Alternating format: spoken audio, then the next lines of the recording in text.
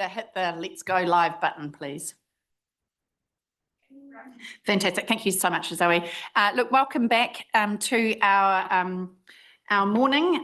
This morning, we've got two workshops before us. The first is Ahuaki, probably definitely the largest piece of work that we've had through our organisation in quite some time. So, and following on after lunch, our GNZ remits won't take quite so long. But certainly, look, I will open the floor then to you, Kirsty and Vanessa, to lead on with this item. Morena Hall, gathering today to kind of look at the results of 4 years in the making of the draft Ahuaki Waipa Community Spatial Plan, its implementation guidance notes, and its executive summary. Without further ado, I'm going to start with the presentation. Yes, Claire. I have some conflicts of interest. That's all. I wasn't sure. I let you know what they were. Yeah. So I don't know whether or not it's okay. If you want to just share them, that I'm not too concerned by it.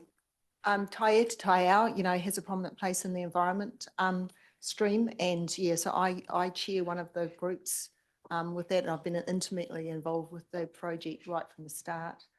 And I also have an interest in community rideshare schemes because I'm getting an app developed about it. Yeah, but at the moment I don't have any direct interest, but I just thought I wanted to just put that on the table because I didn't know if members thought I should be participating. No, thanks for that, Claire. I don't think that's going to be an issue. So, Vanessa. Thank you.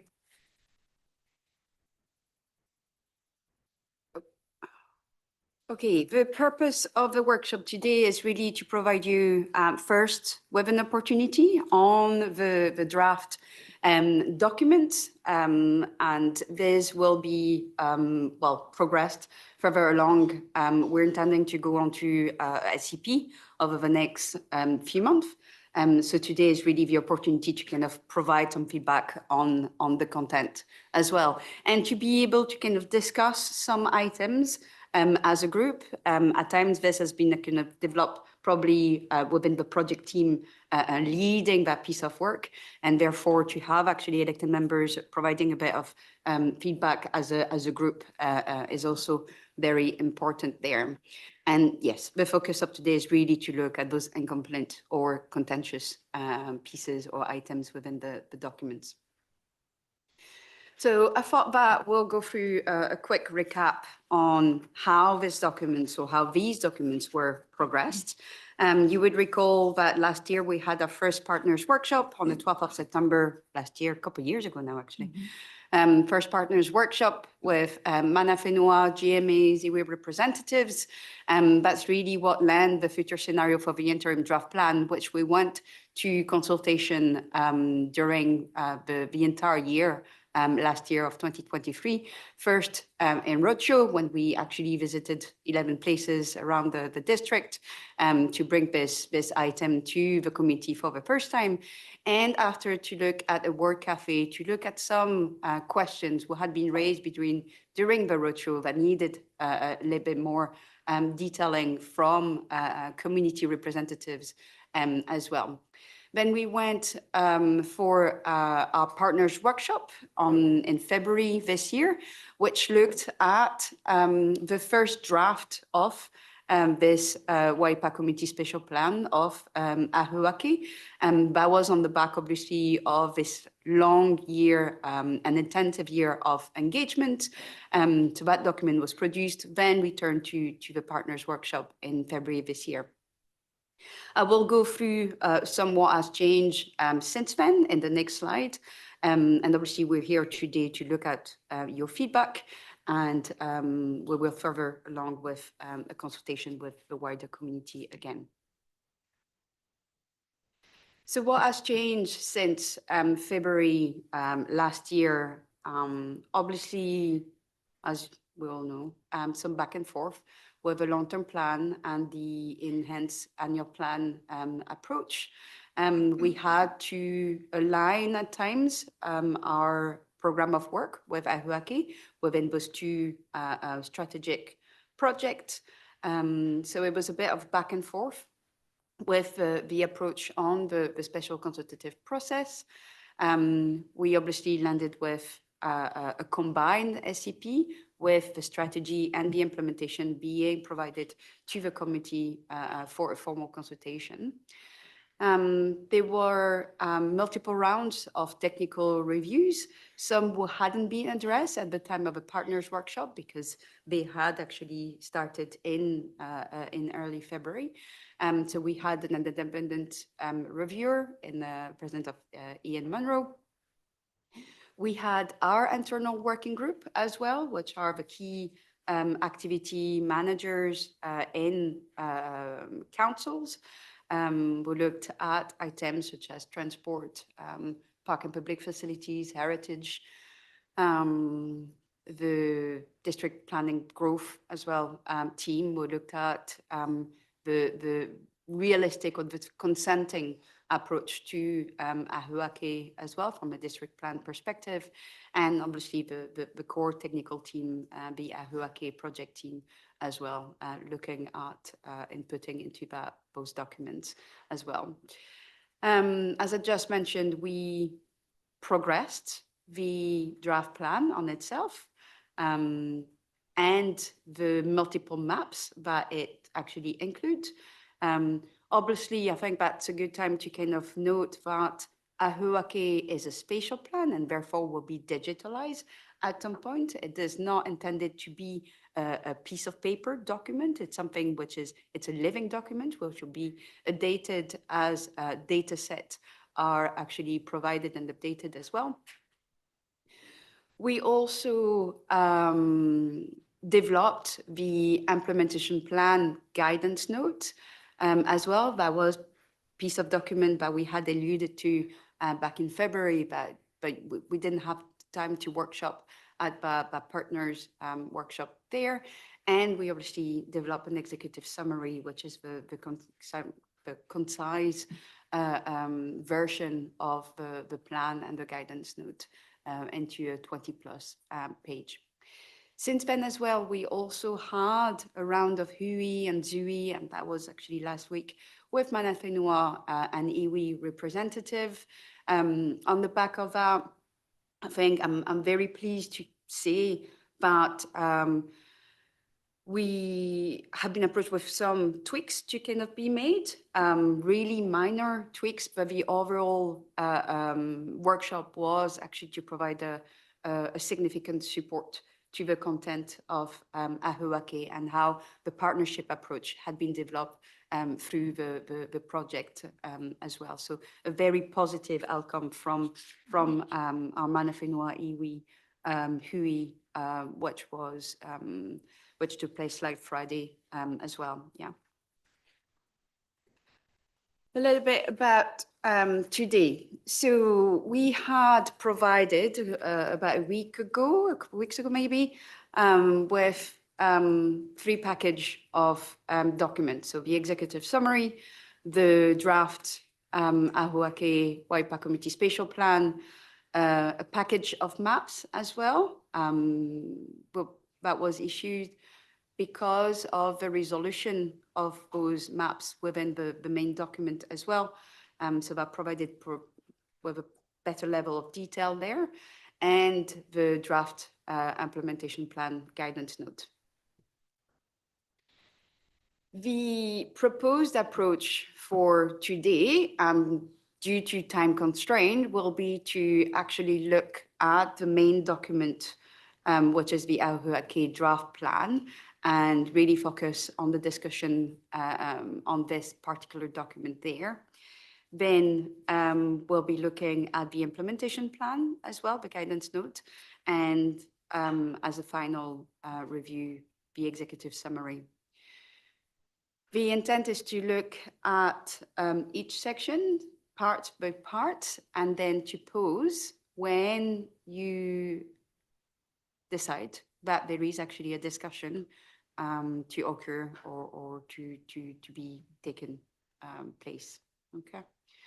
I think, as I said, I really want to take this opportunity to look at discussion of items who are contentions, incomplete, or problematic, where you feel that it might be actually an issue to approve later on, because this document ultimately will be presented to council for approval. This is really what I want to discuss today. And any editorial changes, typos, you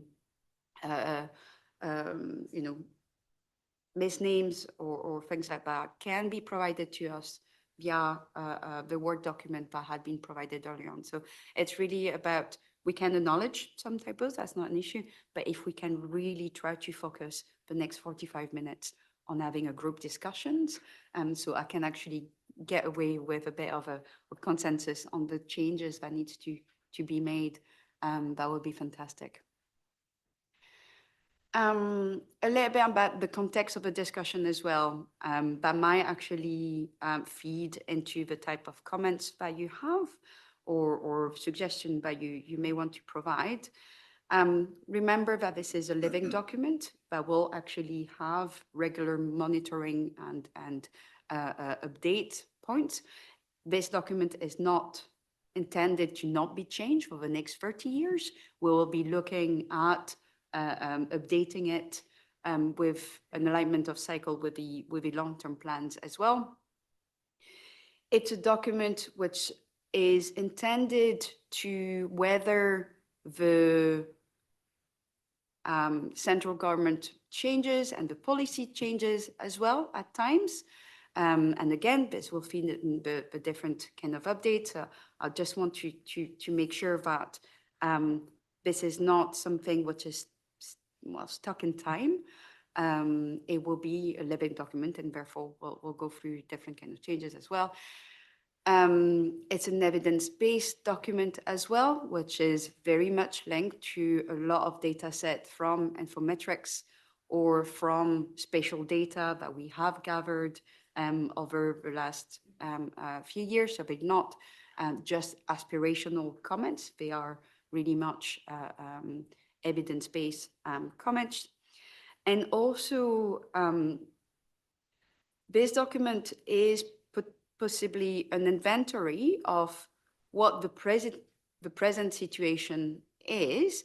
So when we talk about plan changes, namely 23 Papakanga or 26, the intensification, housing intensification, we are mentioning them, but they are actually aspirations will go beyond those plan changes there. We are looking at a 30 years plus planning horizon with Ahuaki, and therefore what it is now is probably not what will be then. And so again, to stipulate, this is a document which is anchored in community engagement and community aspiration. It doesn't mean that the present situation doesn't always reflect those aspirations. Okay.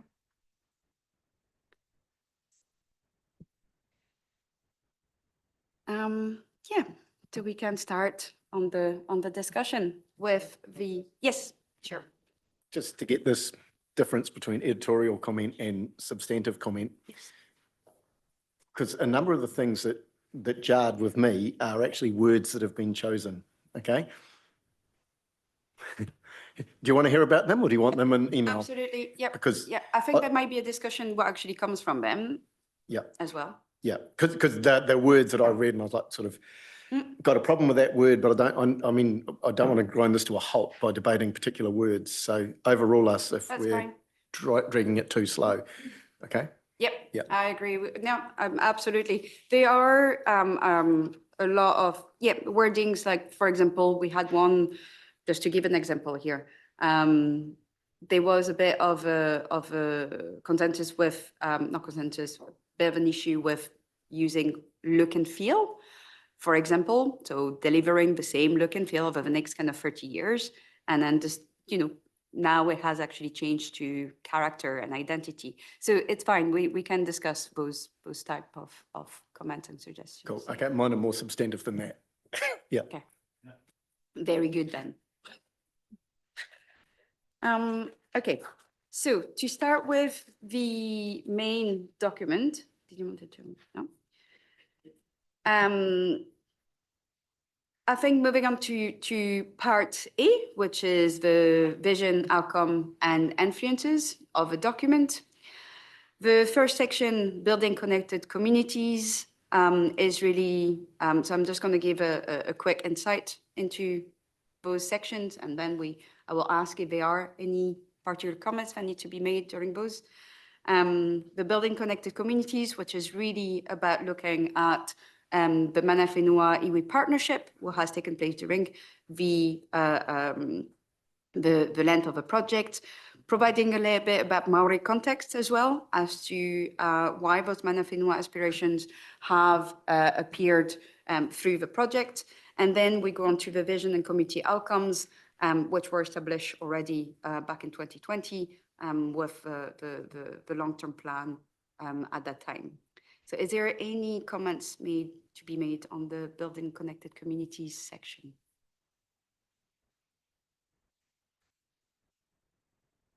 To demo, yeah. Moving on. The second part is the context and influences, and they really provide, as the name says, for the different influences what have led to the development of Ahuaki. They're really discussing, that section, part, is really discussing items of what is the present situation and how does it actually affect the delivery of future aspirations. It also discuss about why each of those items are actually being identified as being influences, so why those items are important. Any section on this second section, context and influences, that you may want to, yeah. Just one right at the end. And forgive me if I've gone too far ahead. Tell me if we're on the next section. You start talking about slowing GDP growth in the long term. Would you be able to give me just okay, page 63 on our agenda. Do you want that, or 38 on the? Okay, brilliant. Page 38. Yeah. It's right at the end. I just thought this was a really big call to say that GDP growth is expected to taper off in the long term. We're talking 30 years here. I just wondered if that should be turned into a risk, maybe, that there is a risk or there is a possibility. But the call 30 years out that GDP growth is going to taper off, it's I just thought that's a very big call. We could just amend wordsmithing. Yeah, there is some evidence for it. You're not just making it up, but I'd categorise it as a risk, not a given. But yeah, that was again based on the infometrics data set that we had and the projections that we had as well, where you see actually a plateau over the next kind of 10. They were actually over the next 2 decades. So we could change the wording, approach it as a risk that the next couple of decades at least, where there is a plateau being signaled by existing data. Would that? That's how I'd frame it. Yep. Yeah, but we could. I think we can also check in with Brad just to confirm that revised wording. The thing is, those data keeps on changing, and they will be changing over, and that's why I think it might be probably more appropriate to approach it with a risk wording rather than a statement. So if it's okay with everyone, I'm okay to move this like that. Yeah, absolutely.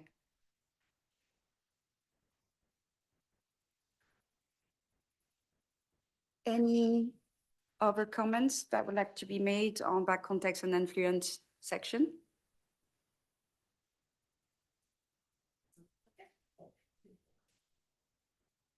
Very good. All right, thank you. Moving on to part B then, which is the key focus areas and the strategic opportunities. So this part B is very much where the community aspirations is actually made. Do you want me to stop? Oh, yeah. Sorry. Yeah. Can you just read out the page numbers? Yeah, it's, yeah, 53 of the document, but 78 on our thank agenda. you. Yeah, good. Part B, key focus areas and strategic opportunities. As I said, this is really where we are starting to develop the plan, Ahuaki and the next 30 years planning horizon in making those community aspiration alive. Therefore, describing the future we want is a statement that was actually agreed on from our last document, which was the interim draft plan. If you recall, those statements in blue were taken from the partners workshop. And the how we plan to get there is actually kind of starting to link those aspirations with the implementation plan that we have after in part D. Okay. So again, as per part A, I will just open up. Should I just go in each section by section again? Yep, Yeah? that sounds great. Claire, do you have something you wish to add? Yeah, so I'm on page 55 of the report. And it's about, describing the future we want, placemaking, future development, and housing. So there's a couple of things on that page. Firstly, on the right-hand column about Māori housing, it does mention that council works with mana whenua to facilitate small and large-scale Māori housing developments, including Papakainga, on and off Māori land in both rural and urban areas.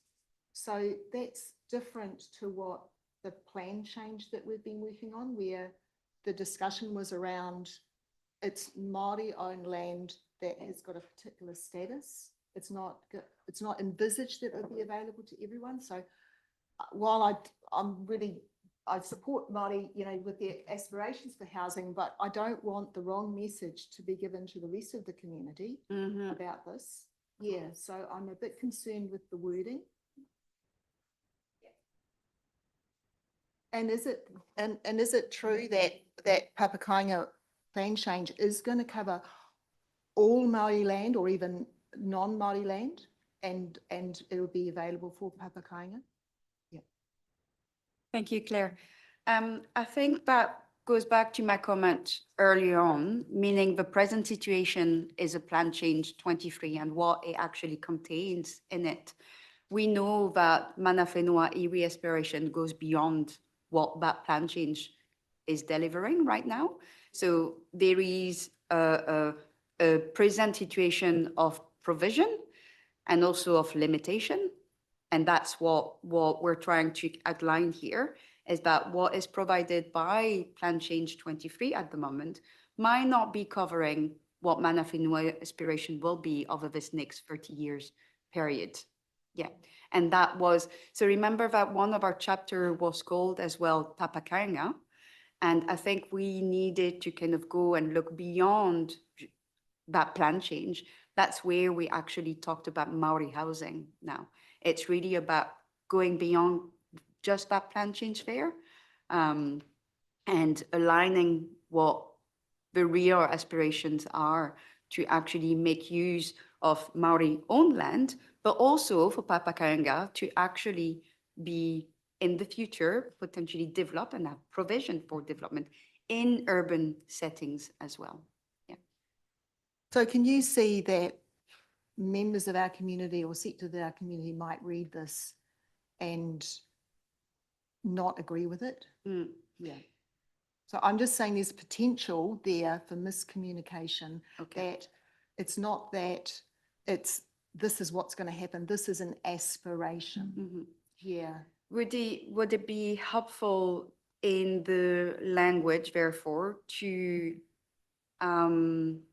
highlight and probably reinforced than both section describing the future we want is based on engagement and aspirations. It's not how we plan to get there. The how we plan to get there is very much on delivery of project, and which is linked to the implementation. But describing the future we want is this aspirational when we actually elevate, sorry, the what we heard from Maori, from Mana Whenua, from iwi, from Pakeha as well. And this is what this section is. So we could reinforce the fact that those sections are based on engagement. Yeah, so maybe that aspirations for Māori are, I think, I mean, it's really difficult for me to put a pin on where the miscommunication would be, but maybe that it's assumed that there's unanimous support for council having a role and unanimous support across the entire community for these different offerings, whereas they're aspirations from parts of our community that don't necessarily mean unanimous support. Through the chair, I do have somewhat of a difficulty with that, and that we have engaged extensively with Mana Whenua and iwi, as well as a community group and the wider community. And what we're signalling there is an intent to work together to enable that to happen. It's not committing us to something. I have a real, I guess it doesn't sit comfortably with me if we reference unanimous support. That is something that I think is potentially unachievable. And we are talking here about a long-term future aspiration. I think, you know, I think the suggestion that Vanessa's made about signalling at the beginning of this section, the aspiration, how it's been developed is appropriate. But yeah, I just need to be completely honest with you and say that this, yeah, what the approach you've just suggested there, Claire, I think would require us to go out and further engage with Mana Whenua and iwi. There have been lots of conversations that have, I guess, got us to this point, and yeah, we couldn't just make that wording change. It changes the intent. To be clear, I wasn't asking for the word unanimous to be put in there, but for the word Māori aspirations to be put in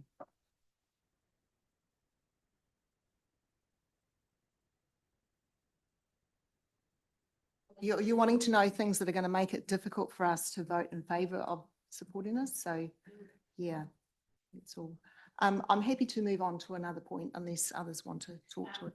I believe Dale Marie wanted to speak to that. Sorry, I just want to, and I know that, and I've heard this twice from you guys around, did Mana Whenua say anything about this particular section last week? No, not specifically, only acknowledging that Māori housing, it's more than papakainga, and it's expanded to Māori housing, and an acknowledgement of you know, rural and urban, and that very strong pull to bring people home. Yeah. And I get the right intent that you have here, Claire. I understand that, but I think too, with what Kirsty said before, if we go like that, I actually can't see us. I can't see Māori in the reflected how they want to be reflected in the plan, and if they were okay with this wording, because I can see how it will annoy some people in this district, but it's the same people who have always been divisive, I think, towards Māori in this space.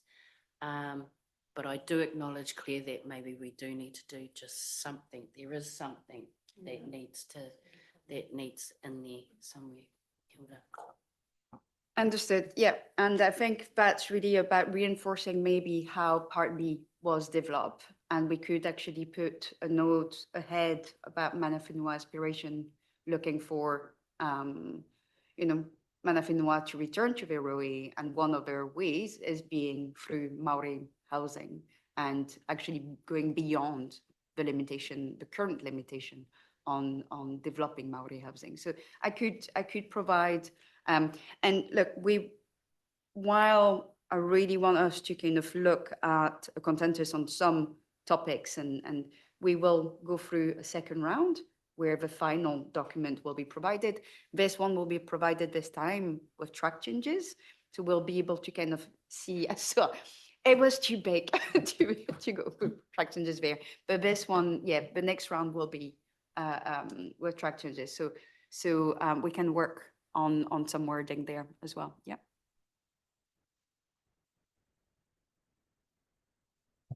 Okay, something much less controversial, 2 pages on 56, second paragraph. It's talking about housing future population. Waipa mainly relies on greenfield development areas to meet housing demand. However, infill development will also be necessary over time. Now, this is probably one of those ones where that was the aspiration, but I just wanted to just pause on it because I wonder if events are almost overtaking us there. Maybe that's fine. We don't do anything about it because this is the aspiration, but is it still accurate? That we're going for greenfield developments Page rather than 56, infill. 81 of our agenda, first column, second para. End of the second paragraph.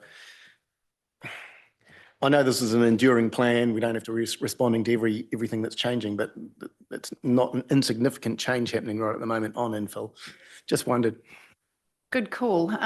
Claire. Yeah, so that sort of touches on another thing that I'm struggling with, is that this is a point in time, and since then there's been massive policy changes on all sorts of things. And where do you draw the line where you do take into account, you know, the current thinking on highly productive land and all that kind of thing? Like, because there were quite a few things, oh, this isn't relevant anymore because that's out the window, you know, like, where have you guys on the team thought about, all right, we're going to try and make it as up to date as possible now, or are you going to say, no, we're just going to try and keep to the minute, any of those recent changes are going to stay out of it because this is reflecting what we were working on with the community at the time, you know, and we know it's going to be updated anyway. Like, you know, because I had a question about the recent infometrics analysis for Lake Cameron, which is another name for Rukahia, okay, and whether or not that should be reflected in this. And, you know, yeah, so it's along the same lines as what Monty's mentioned.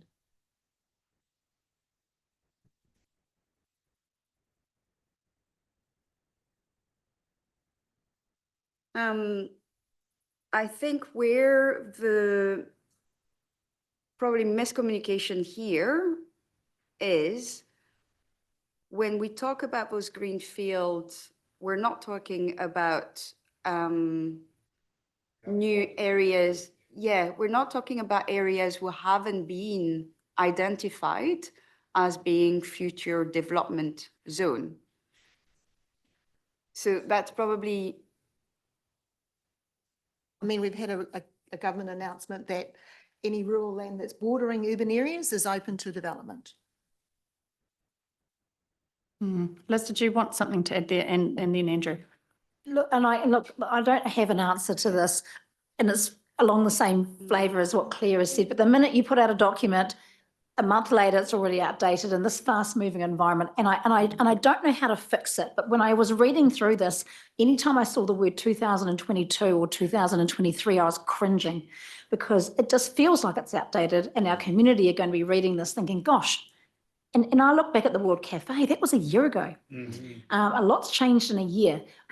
I don't have the magic bullet here. I don't know how to fix it, but I just kind of feel like I just needed to say that. Yeah. We could handle this by saying it says, however, infill development will also be necessary over time. We could just reference something in there and, you know, that it's happening, that it's being imposed on us, something. I don't know. So look, yeah, I agree with you there.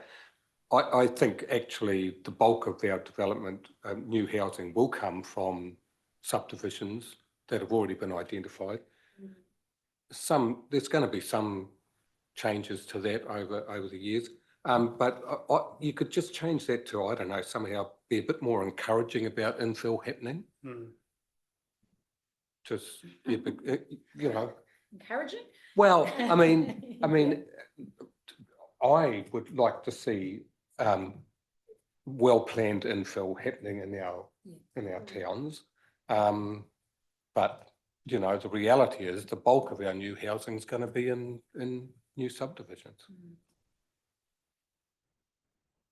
Would it be helpful if we were to refer to identified growth cells in here from the growth strategy? Yeah. Because I yeah. think that's what, Yeah. I think that's what it's miscommunicated here, is that was greenfield development, which will happen in the identified growth cells already, which have not been developed yet and are due for development over the next couple of decades. Yeah?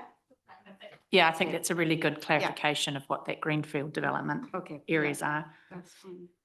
I'll just make some observation. Of course, it's a question of degree here in terms of infill development. Infill development is occurring now. In Kers and Kiki, there's no problem with it. It's a question of magnitude. You know, it's a 3x3 versus 2 lots, you know, subdividing that section into 2 might be fine, it's infill. So it's really appropriate infill within our existing residential areas, I think is the key point here. That complements our existing greenfield development.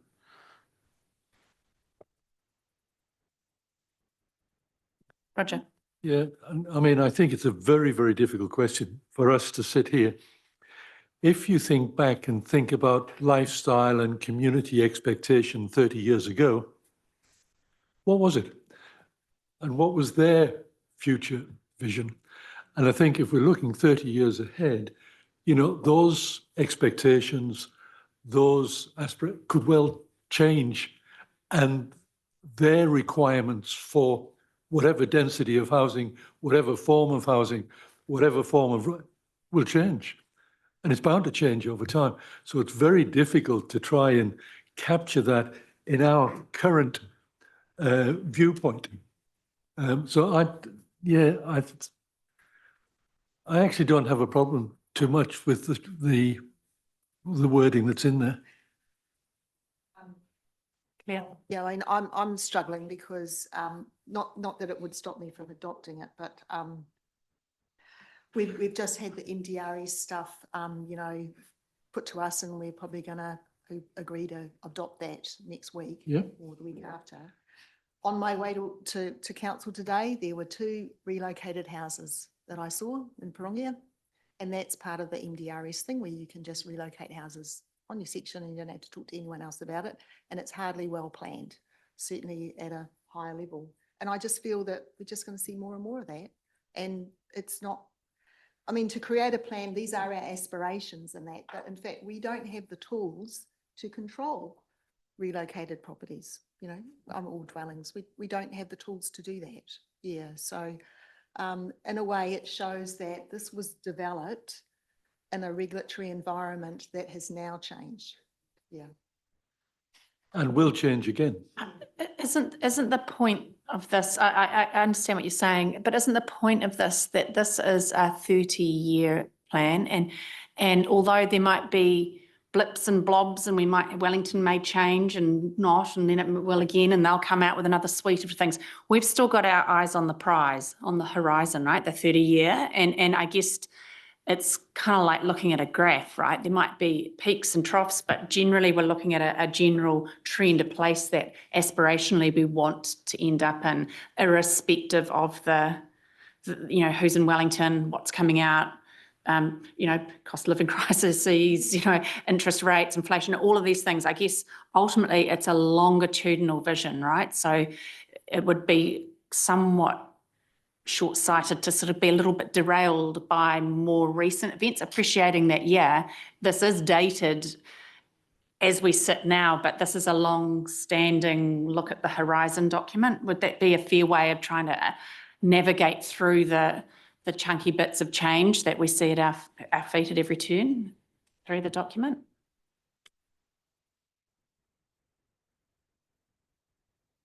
I think that the team should draw a line in the sand and say this was prepared on this basis up to this point, and any changes since then are not reflected in the document. Yeah. Yeah, and I think that's a really good call actually to make within the strategic and the policy fit. There is a chapter on this, and we could kind of reinforce that. Here are the set of data that were analyzed, and here are what we based this Ahuake, this first version on. I'm happy, yes, I will be happy to amend this, yeah. Just in the document, I read down there, just at the head of it, it says the forecast is for 22,000 new people who will live in the Waipa District 2025. And it also states that we will need around 10,000 new homes, okay? And it then states that we have sufficient capacity set out in Waipa 2050 growth strategy. So it has that in there. I think we're arguing at the 10 intangibles. We know that we have around our districts a number of projected developments. Some are related to 2035, some are being activated now. And I think that as long as we have the capacity, we cannot plan beyond 2025. I won't be alive in many, won't we? The point being is the world will change. And I think we can only do the best we can. So I would agree with what you've stated. I'm going to be quite the other side of this, thinking that we can only do what we can do. And being on the regulatory committee, we look under the laws that we are governed on the day to each development. All right. So we are actually not the people that actually pass the regulatory laws. In a lot of cases, these are government policies. So I feel it's very easy for us to say that we control, but we don't really. Central government controls far more than we do. Do you want to talk, Monty? Can I do a really simple one? Absolutely. I'm moving us along 4 pages to page 60. Second paragraph on the right. You talk about transportation of produce to urban markets in Auckland, Hamilton, Tauranga and Wellington. I just think that sounds naive. Can we add export ports, urban markets and export ports? Because almost all of our produce isn't going to little markets in Auckland, it's going offshore. Yeah, export. Tauranga the biggest exporting port. There is talk, I agree with that, and I totally agree with that, Monty, because there is talk of a new port, isn't there? You know, they're talking of either Southport or Northport or something, but there could be a new port. Auckland, you mean? Yeah, from Auckland, so that could be. That's importing. We've actually outlined them in the maps. They're just not appearing in the content. Yeah. And I think there is also a section where those ports are outlined as being a destination point for freight in the strategic corridors, the transport item. Yeah. But happy to add this here as well. Yeah. Yeah, isn't your point, Monty, that it kind of looks like that's the destination for all that produce, whereas in actual fact, that's where it sort of leaves the country. Exporting country. Yeah, so it would be urban produce to international and urban markets kind of thing. Is that what you're saying? It made it sound like a naive fantasy version of the rural economy, where in real life, this is all going offshore. Just going back 3 pages, 57, 82 of our report.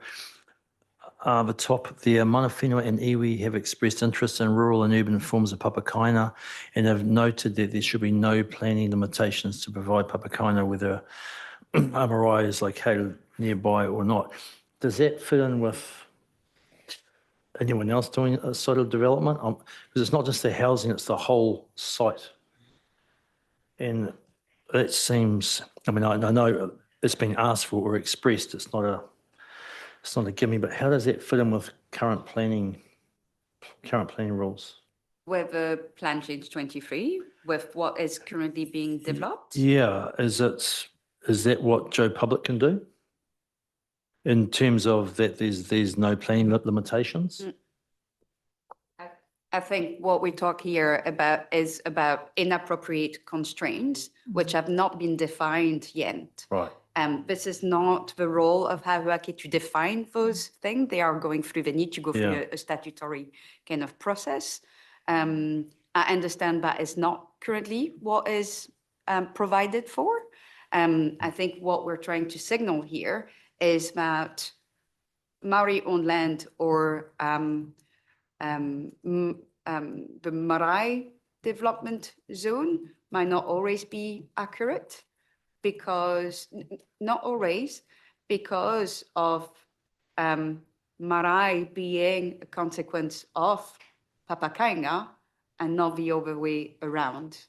So I think that's what we're trying to signal, is that the link is based on the presence of a marae, whereas Papakanga is actually giving a set for a marae. Yeah. Andrew. Yeah, Yeah. I knew I'd seen this, but I couldn't find it, but I have found it. You'll be pleased to know, page 32 of the report, 57 on our agenda. Why is Nahinapuri showing no growth when we've got all those? Oh, so yeah, this one I need Claire, sorry. Yeah, Claire has made actually a really good point. It was a copy paste issues. And I have actually copies of the table if you want to look at it, back and distribute around, because I knew that was coming. So yeah, no, and thanks, yes, Claire, thank you. There's loads of copies, so you can pass them on if you like to kind of see a little bit more. Yes. Yeah. So it was a type of multiple typos being made. So is this the updated one? That's the updated table. Yeah. It still shows Nahinapuri at 0. At mine, No, it's zero. oh, yeah. No, that is for the, so remember that those calculations are made at an agglomerated mesh of stats and Z. So you have the SL2 and the SL1. The SL1 being smaller area where you have your demographic account, SL2 being, sorry to go technical there, but SL2 being agglomerated area. Yeah. When you look at Nahinapuri, it actually is currently, the gross sales that we have don't always match those demographic barriers. And therefore, when you do counts, you don't see a drastic change. It doesn't mean that not one person is going to move to Nahinapuri. It just means that overall, the change is not significant enough to be marked in the overall change in population. Does that make sense? But in the same, and I highlighted Te as well, just knowing that we're opening up some growth cells up there around some subdivision, around. Well, yeah, Te doesn't quite make sense to me either, because the growth cells have been opened up. Or about to be opened up.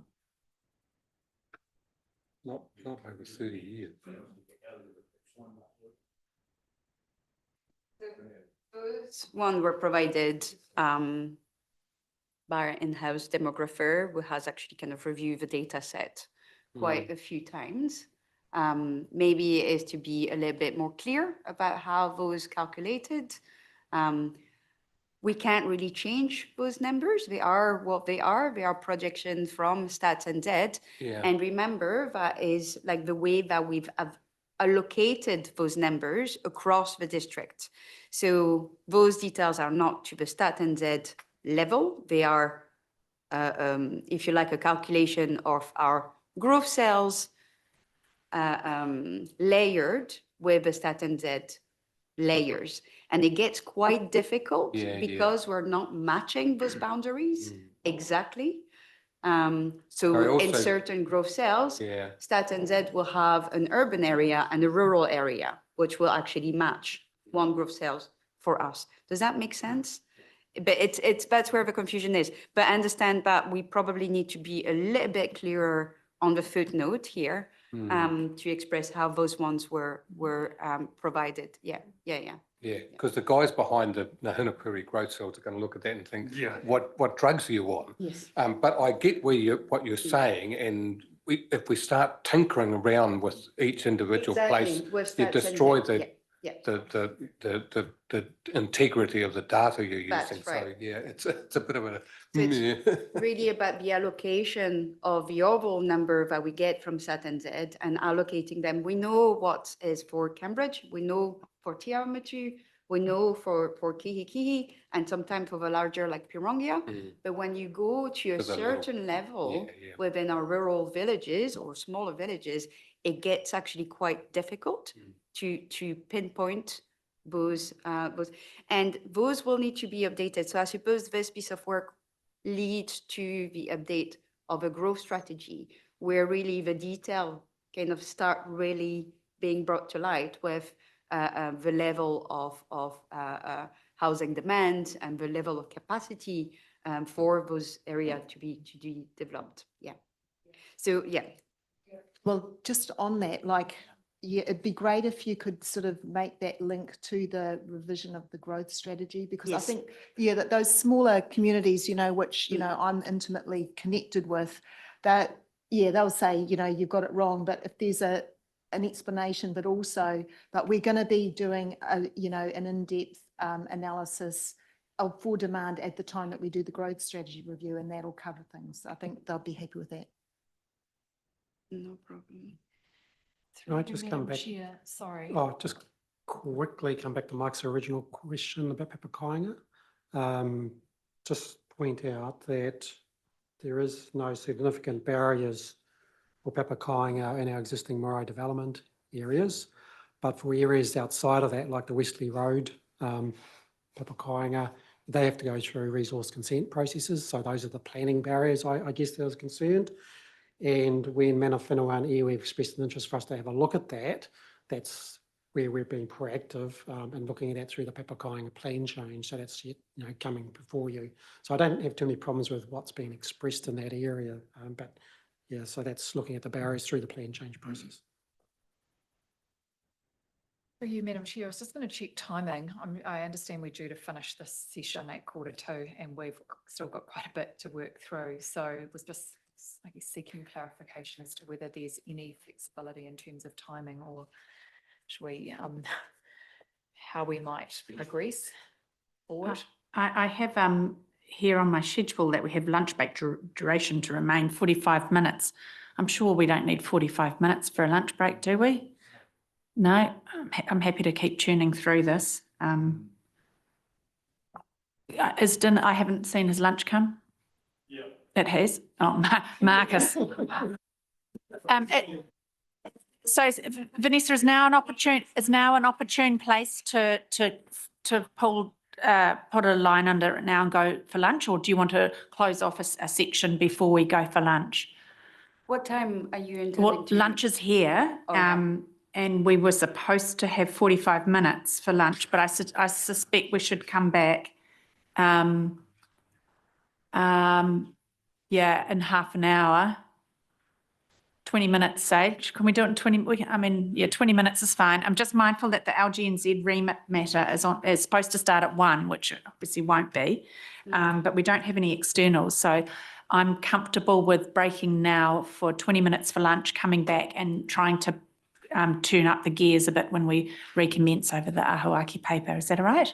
That's fine. Yeah. Yeah, I think 60 minutes was pretty ambitious, really, for this sort of level of discussion. So we're back at 10 to.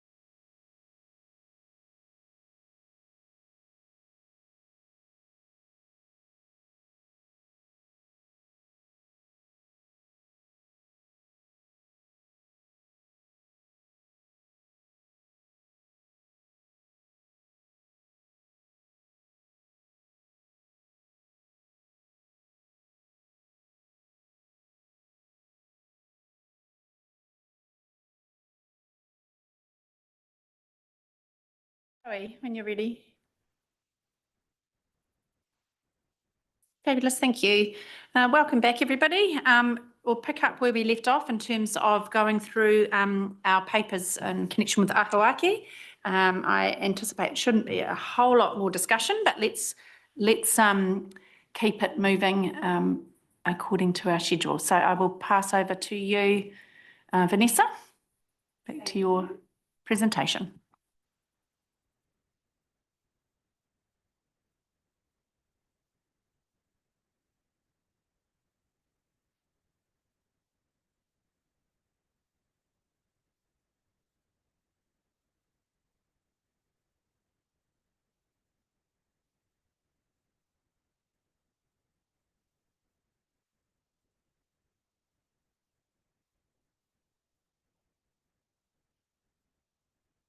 The implementation plan guidance note and to the executive summary. So thank you. Any comments made that might actually trickle down on the other document, I'll be able to kind of make those amendments without us having to discuss it. So I think the next 40 minutes at least to focus on the draft plan itself. Yeah. I'm going to go back. We've looked at the placemaking, future development and housing. Moving on to the economic development, I think we had already some discussion on that. Is there any further additional? Yeah. Just one there, top of page 62. The district is experiencing an imbalance between the east and west. Just query that if that's our aspiration. Top of page 62, your report. Yeah. Oh, we don't have the same number. I don't know why. Beth? Huh? 64 of a report. No, 62. Okay, I'm not. Oh, sorry, sure. 87 on diligent. I've got 62 on the report. Okay. Top of the page. Just querying that because it doesn't seem like an aspiration to me. It's in the economy. Yeah. Why do I not have that the same? Okay. Sorry, my apologies. I'm just gonna make sure that I can. Yeah, identified strategic opportunities. So it's there. Oh, it looks like a different version. Yeah. I'm reading mine in Word though, because I use the email version and that's where it's got 63. So that might be the ones. No, I think for some reason I've printed what I've sent to you. It's more a statement of current situation, isn't it? Because if you look at it in reference to the context of the previous paragraph or heading, it's talking about recreation, sporting activities, and being kind of attracting tourism and those attractive features of the communities. And I guess it's making sense of the fact or the current statement perhaps that, so it's not, I don't think it's aspirational. I think it's more of a reflection on what it currently is. Would that be fair to say?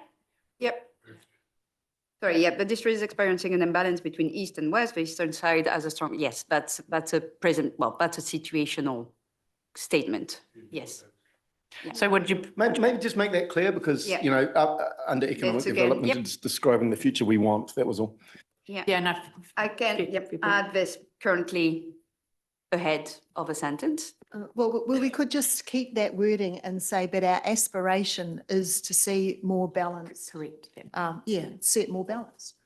Yeah, and then I might jump in because the inference is that you say that this underscores the urgent need for visitor accommodation and infrastructure, but I would say it also underscores the need for some kind of economic strategy for the west side of the district to address that imbalance. And that's what I've found as being missing from the document, that the one action that comes out of it or is put forward is the Karapiro destination stuff, but that's on the west. It doesn't, it's on the east. It doesn't address this imbalance. Yeah, so yeah, I'm going to struggle with that with my community. Yeah, and I think it needs to encompass Tuamutu and Pirongi Nahupuri Haupo. And just on the fact that it has been, the you know, you talk about the public facilities review and that and the needs assessment. I'd like it to cover public toilets and access to rivers, lakes and other cultural sites. Yeah, and drinking fountains and things like that, not just existing halls or sports centres. Mhm. Yeah, because that's the issue. Like we don't even have public toilets. Like Nahanapuri does not have a public toilet, okay? And it's at that level that we really need to be, yeah, I suppose, doing that analysis. Yeah, so I would like it also to cover Nahanapuri. Yeah. To that, Claire, can you just define for me what you're saying, access to cultural? Yeah.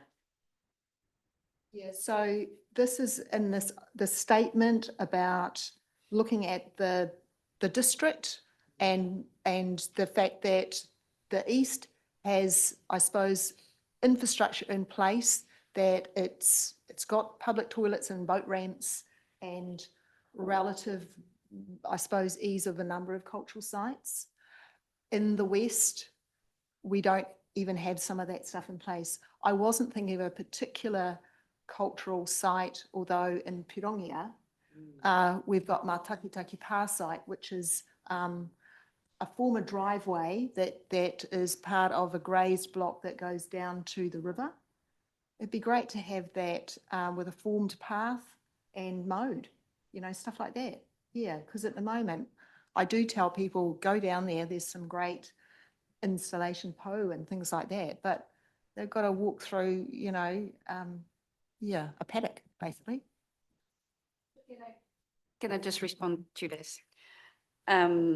Regarding the parks and public facility or need for assessment, it is about current usage and accessibility. What you might be discussing here is actually linking to the heritage assets management documentation, which will look at accessibility to those heritage sites, looking at how we maintain Te Rawai sites and also others that might actually make available, how we might actually look at access to esplanades or those sites of cultural significance. So that is really two different kind of intent of project. The needs assessment is really about what are we doing right now when it comes about providing for the current communities with what we currently have, and what are the gaps in those communities for present and future communities. So the toilet would be actually a very practical one, and I'm happy to kind of add this to there. For the heritage site, I think that goes into the assets management plan. Yeah. Look, I'm really pleased with those streams of work that are identified. You know, they certainly make a lot of sense. I'm really happy with that. I just don't see them as being sufficient for an economic development strategy for like the western side of the district. Yeah. So, and an overall reflection on the plan is there's not much that's actually going to be tangible as an outcome, as a particular project or anything like that. There's a lot of other plans that are going to fall out of it. And I think it'd be really good to have something tangible. Yeah. Cool. Moving on then.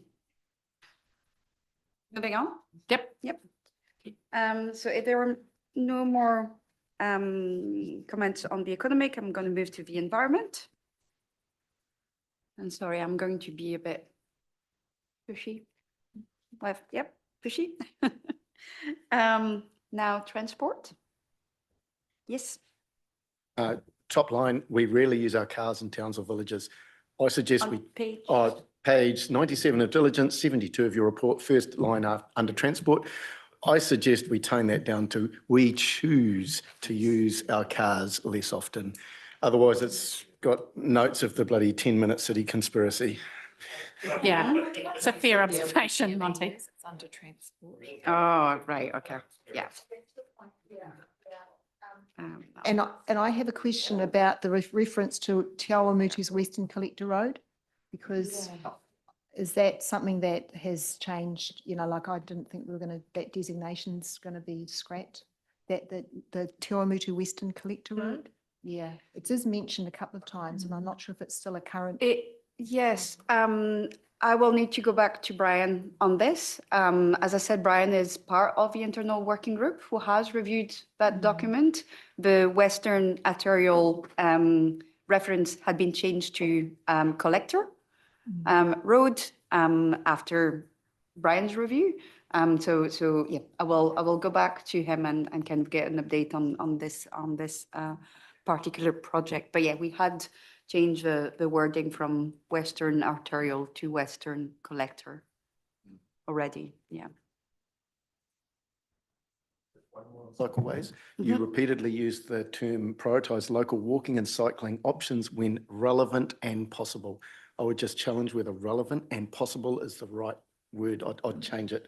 Don't exactly know what to, but relevant and possible, it's problematic. I'd go appropriate or something like that. Don't want to belabor that, but it comes up multiple times.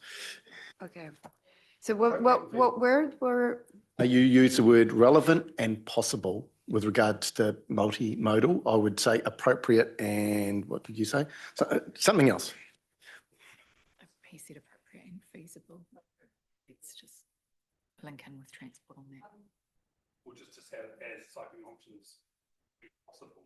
Let's take out the relevant. And just on the cycleways, on the maps, the Te Awa cycleway is shown, but the Te Awamutu to Kihikihi cycleway isn't shown, and neither is the Waikato River Trails, which actually fall within the map area. And yeah, I think they should be shown as well.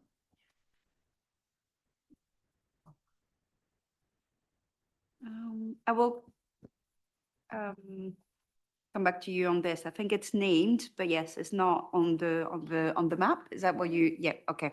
And that is probably because it's a gap into our data set within council and intramaps, because those maps have been collected from our own data set. Yeah, so that's probably something that we need to forward through with the GIS team as well as. Well, just on that, then the Hautapu connection's not on there either, the industrial area up there to the existing cycleway down Victoria Street. I just think with the scale of the map, probably the ones that within the urban boundary probably are going to be difficult, but for the Te Awamutu to Kihikihi, it actually goes into the rural area, so you would be able to see it. Yeah. I'm not always aware of all of those, and yeah, so the Kihikihi one as well. And which one? Hautapu from the industrial area down to the existing cycle track. We'll need to look at the scale and how is the rendering on those as well, because that's, you know, what we're trying to look at is not just all the urban mobility projects, but rather the strategic one. Yeah. Very good. Moving on, if there are any other transport, yeah. Community spaces. Yeah, so I'd just like to flag that I couldn't see any reference to Te Arawai, the museum or discovery centre. And look, I know it was taken out of, you know, our budgets last year, but then so was the Pirongia Cycleway, you know. So I was surprised that this document is silent on that project, and it's more than just the Te Arawai journeys. Yeah. Yeah, so I'd like to understand why it's not in there. Yeah, Yep. I'm a bit concerned that it's not in there. I'm happy to answer back. It's not in the community spaces because it is actually in the heritage art and culture section. Yeah, so there are multiple items being reflecting back to this. What we could do though in the community spaces, it's discuss the museum as well. Yeah. In fact, I'd really like it, I'd prefer it to be in the economic development space, because that's what I would see would be something that would really lift the economy for Tuamutu. Yeah. Yeah. And I think you would find this in the implementation plan guidance note is actually in the economic well-being strategy as a destination and tourism item. Yeah. So that's already in there, but it's obviously in the level of detail because we can't really go at that level of detail in this strategic document. Therefore, the guidance note helps us going into a more at a kind of lower scale or granular scale. Yeah, there as well.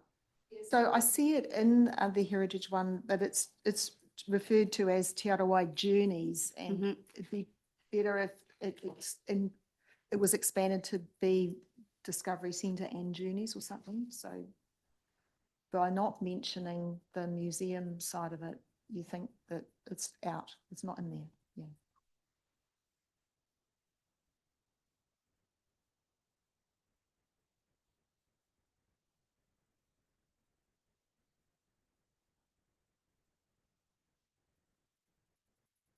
Anybody got anything else in the community spaces? No? Cool. Thank you. Moving on to the next one, which will be the heritage art, and culture.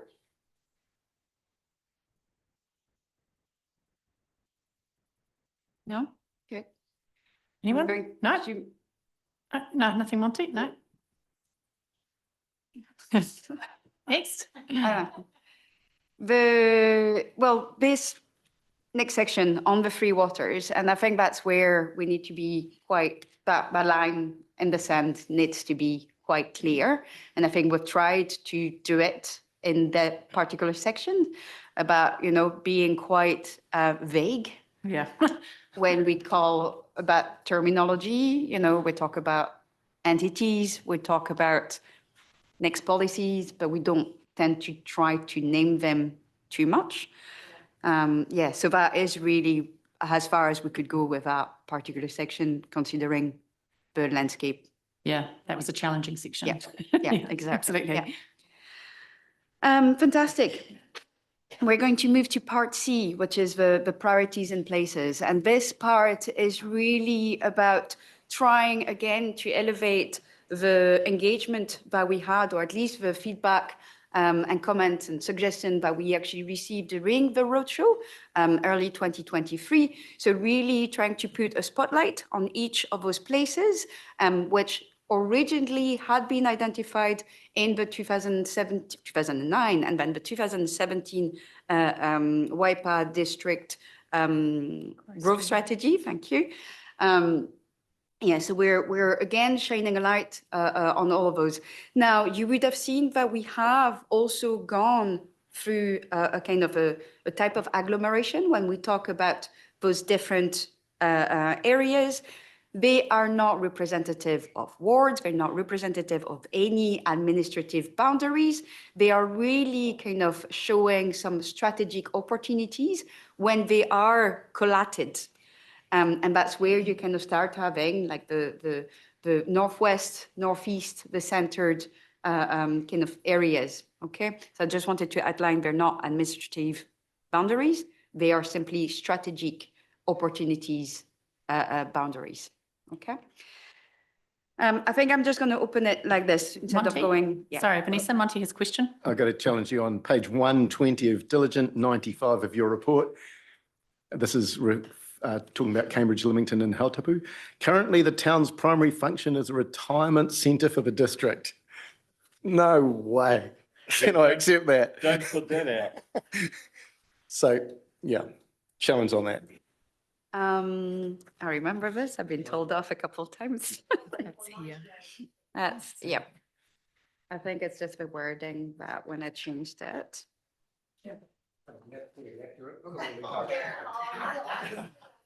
As a retirement center for the district, yeah. Yeah. I It's so accept significant or something, but not yep. primary. Maybe it was. The words primary function are probably a little bit. Not probably primary function. I appropriate. amend this. I think what is intended here is to reflect the landscape or at least the development landscape what has happened in Cambridge and what seems to be happening as well. I will delete obviously primary function. I think it's probably, yeah. Yeah, I kind of, But there is something to be said here. Yeah. Perhaps it's just a question of acknowledging that the demographic is not so much as aging, but the proliferation of retirement centres, for a lot of reasons have impacted on Cambridge and been drawn to Cambridge. Yeah, it's substantial. it's fair to say that we have quite a number actually, but I think that last sentence, the community's aspirations is for Cambridge to evolve into a more multi-generational neighbourhood. I kind of feel we already are. It's a lot. Yeah, this is a kind of a statement that I did see about 30 years ago, but with the introduction of the velodrome and places like that, there's a huge draw for young families. I don't think this is quite right. It's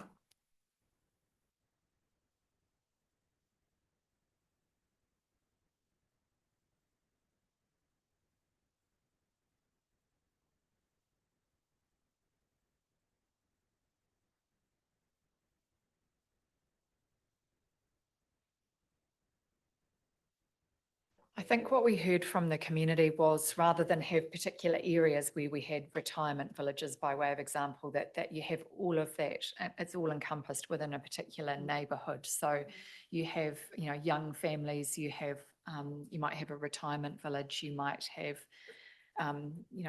middle-aged, but it's kind of a mix of everything rather than an area that's got a particular demographic. Yeah. Right, and what I was going to say is that's exactly what we heard during the roadshow, but also during the work cafes. So the work cafe, one of the topic was actually about intergenerational communities, and they were strongly voiced across the district, but they were quite, because of a representation that we had in the Work Cafe 42 representant, a lot were coming from Cambridge as well. And that's what had been voiced, but the diversity when it comes about age group was not actually being seen in neighborhoods. Yeah. Marcus. On page 115, the start of Part C priorities, you've got Northwest, Cambridge, Karapiro and Te Miro, but then you've got Northwest at the bottom as well. It says Porongia, Te Pahu and Nahanapuri. This typo. On which page of the report? It's page 90. 90. And it's also on page, where else do I see it? Well, throughout the document, actually, you've got like the maps as well. It says Northwest, Cambridge, Karapiro and Te Miro on page 94. I mean, northeast. So it should be Yeah, it's northeast. Oh, right, okay. Should So be that's, that's obviously. The thank you. Pirongia, That's- Te Pahu, Nahanapuri should be north. That's the and the other one French should be for northeast. northeast. Yeah. Do we believe that? Yep. Northeast. That's it. Yes. Cool. I will Anything? make sure. I'm gonna make a word search throughout, just to make sure. Yes.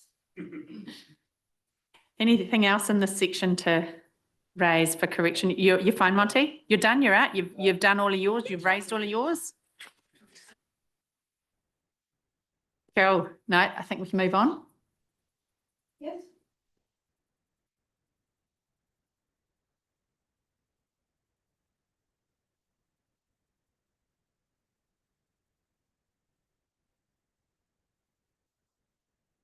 Any comments, part D, on implementation? Clear. I think if I hadn't either been sent through, but I just wanted to congratulate the team on the work that's like you can see that a lot of thought has been put into it, and you can see how it all comes together and it's all laid out in the tabulated form, and you can see, yeah, and the fact that you've captured the interdependencies. So, you know, I think there's some good work being done there. Yes. Fantastic, thank you. Just want to, at that point, acknowledge the efforts and input from across the organisation with that internal working group. They've really played an instrumental part in developing that. Absolutely, and Quickly, just with Chair Mudu and Kiki, I just want to make the point that we don't actually quantify the Waikaria prison, which is a very large employer and has quite an impact on the Kiki and Te Amutu area. yes, So you've talked of Frontiera as being a large business, but also going aligned with that would be the Waikaria prison, so. absolutely, and it is on the map itself, and it is also in the implementation, but not in the, yep. I could, yep, absolutely. I could put it in the priority places as well as in the strategic connections. Yeah. Which is.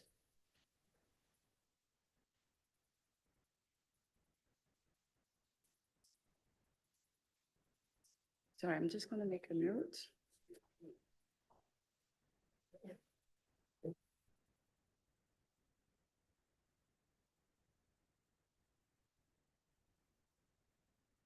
I think just given time constraints, if there is any feedback on the executive summary or anything else that hasn't been covered off, if you can just email that through to Vanessa, would be great. That seems a better way to deal with it. So we're just going to now move to next steps. So look, I'm going to be really open and honest with you. As you know, we've talked about proceeding to a special consultative procedure in September and October, and that this would help to also align with the long-term plan, constituting pre-engagement for the long-term plan. You've acknowledged today the huge amount of work that's gone in from yourselves, staff, consultants, mana whenua, iwi, stakeholders, the wider community in developing this plan, and we all want to be proud of the end product. So with that being said, you know, you've provided feedback today. We need to respond to that. There was some feedback provided from mana whenua and iwi last week. We're working with our comms team and designer to shape up documents. We're also mindful that there's a lot happening across our organisation with some other consultation processes kicking off. There's a lot of, I guess, happening out in our external community too. You know, a lot of, I guess, feedback into the organisation about what we're doing out in our towns and villages. So we want to ensure that we are proud of what we put out into the community, that we're able to engage in a clear and meaningful way, and that we're not rushed. We also obviously have Steph coming in as a new CE, and whilst Vanessa and Gary had travelled to Whakatane and briefed the Whakatane District Council on work we've undertaken, that was Steph wearing a different hat. She will be leading and championing this piece of work because of the pivotal role that it will play in shaping our future planning, service and project delivery. So that being said, I just wanted to flag to you that we're working with comms and governance right now to look at what that timing will look like. It is possible that we may be looking to push back the commencement of that SCP to the end of September, beginning of October, rather than the beginning of September. So just wanted to be fully transparent with you that we're working on what that looks like, with being really clear though that we are doing our very best to ensure that there is, you know, hearings and deliberations by the end of the calendar year. Yeah. So yeah, happy to receive any feedback on that, but I think we're all on the same page. We all want the same things, and that is for this to be the very best it can be, given the effort, the you know, the contributions, the cost that we've put into this. Thank you. Yeah, thanks, Kirsty. It's nice to know that there is a conversation that is not just stuck with dates. You're actually looking about how it actually will impact workflows and what other things are going on, and lots of moving parts, right? And look, I reflect on this, and I think it was raised at the Mana Whenua Hui the other day. This was supposed to be, supposed to be a year-long project, and fast forward however many years later, we're still here refining it, getting better and better and bigger and more aspirational, I guess. So, just to echo the sentiments that have been shared around the great work that has been done and continues to be done, and I'm really excited to actually have it go out to our communities in its final sort of form, so to speak, and see what their feedback is on that. So, would there being any other further comments to make, Marcus? Like the billboards that are still out in the community, what is the plan with those? Yeah, thank you, Marcus. And I know that I've responded to you previously. The intention was that they would be reskinned and repurposed for the Olympic campaign. Obviously, that's now finished, and that hasn't happened. Look, I will follow up with Lisa and the comms team on that. Acknowledge that there had been a stock take undertaken, that there are some in different states. And so they were working through a prioritisation for those that we would be looking to strip back the number that we had for this next stage of engagement. Yeah, but I'll take that as an action. Thank you.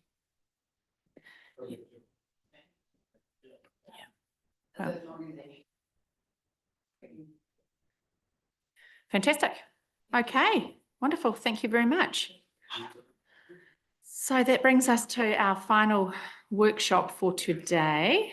Try and get my it's going to lunch now. Our GNZ remits. Jo, you're in the room. She not? No, she was here before. Are you going to grab her? Excellent. Well, let's just put a quick pause until Jo is with us to go through these remits. And I don't imagine this will take too long.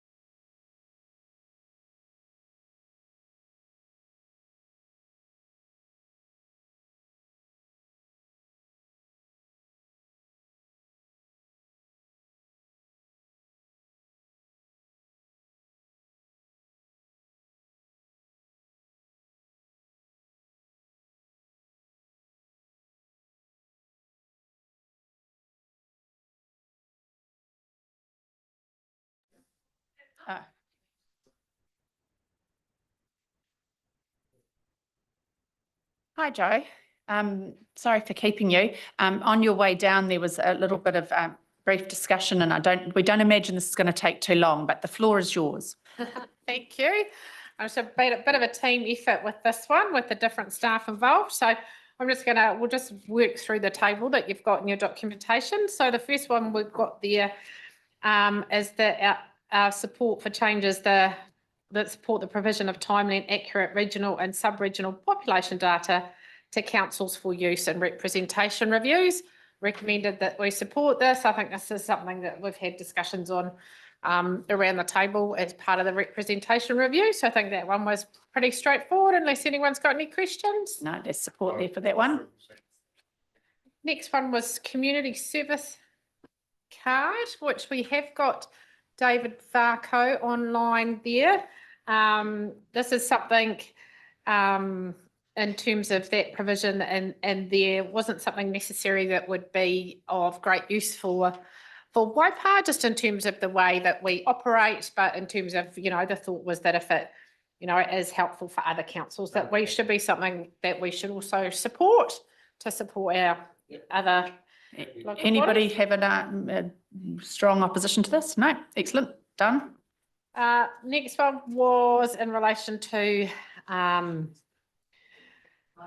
Māori wards and not be, and to make sure they, you know, were treated the same as other wards. Obviously, we're in the situation now where the legislation has passed. But there was a recommendation to support that provision. And again, there was another one, the next remit related to entrenchment of the Māori ward seats. Again, just in terms of timing, it's the legislation is in now, so but there is no reason why we shouldn't support the remit. Cool. Excellent. And then driver's licensing system, I will hand that over to Sally.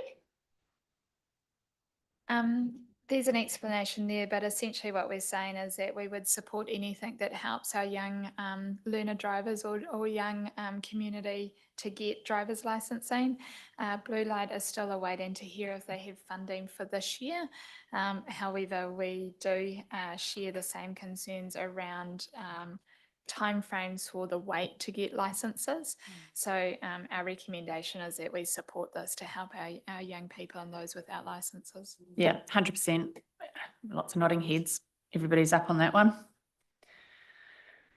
Next one. Next one, I'm just going to hand that over to Carl to talk to you about that one. Thought I was going to get away with just sitting in the back. Yeah, essentially we support having an extra tool in this space. At the moment, we have to wait until our building gets to the stage of being dangerous or unsanitary, i.e. it's going to fall on somebody or is so deficient that it's going to make them sick. As soon as that building is vacant, that option's no longer there because there's no immediate risk. So there's a big gap in between. And while we may not have the issue that some other councils have got, we certainly have had sporadic cases of buildings where we've wanted to encourage some improvement and haven't had the tools available to do it. Great, thank you, Carl. And now Yolanda will be up to the chair for the last Musical two. chairs, isn't it? Team effort. If we had music, it would be like, you know, like a dance. So Remit 7, we're also supporting any initiative to get additional funding. Well, yeah, all for it. Yeah. Yep. Yeah. Yeah. Yes. So the last one, we just note that the scope is limited of the remit because it only includes 3, but any relief to our ratepayers we support. Absolutely. Good luck. Talked about this. And that is that, isn't it? Was there anything else you needed from us, Joe, in terms of those? Not today, thank you very much. This is to come back as a, this is to come back as an agenda item for the council to. Oh, no, That's later? actually, can you explain that process? The process? What we'll be doing for the next council meeting is delegating authority to our presiding delegate to vote on these when they go down, and there'll be an alternate. The idea with not actually fixing positions on the remits that you've discussed today is then that gives your delegate the authority, because there'll be opportunity for people to speak as part of the AGM. So if something happens at the AGM and different arguments come forward, that allows the presiding delegate to exercise their discretion, knowing kind of which direction you have expressed at this workshop, but they can then take into account all the final information that's given at the AGM and the arguments. Cool. Thanks for that. Right. With that said, that brings our hui today to a close. And Dale-Marie, can I invite you to close us as is appropriate? Kia ora tātou, nā mihi moto mahi nui, koutou, nā kaimahi a Waipa. Ka whakairia te tapu, kia wātea ai te ara, kia tūriki whakataha ai, kia tūriki whakataha ai, haumie, hui e, tai ki e, tēnā tātou.